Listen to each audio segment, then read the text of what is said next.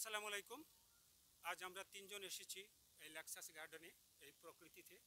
আমার সাথে আছেন আমার প্রিয় বাবুল ভাই, বিশিষ্ট ব্যবসায়ী, আমার প্রিয় ফারুক ভাই, বিশিষ্ট সফটওয়্যার ইঞ্জিনিয়ার। তো আমরা যেটা আলোচনা করছিলাম, বাংলাদেশ পর্যটনের অপার সম্ভাবনাময় একটা দেশ। যদি ভালো ব্যবস্থাপনা হয়, যদি আন্তরিক হয় আমাদের কর্তৃপক্ষ। তো বাবুল ভাই এ সম্পর্কে একটু বলুন, যেটা বলছিলেন বাংলাদেশটাকে কীভাবে ট্যুরিজম ইন্ডাস্ট্রি ডেভেলপ। অসাধারণ ভাই, অসাধারণ। আমি আর কি বলবো, ফারুক ভাই তো যা বলার আপনি বহির্বিশ্বের একটা উদাহরণ দিয়েছিলেন যে এটা আর থাক। আচ্ছা ফারুক ভাই একটু বলুন কেমন লাগছে। জি, আমাদের প্রকৃতিতে রিসোর্সের অভাব নাই, এটা সুন্দরভাবে সংরক্ষণ করলে খুবই সুন্দর হবে।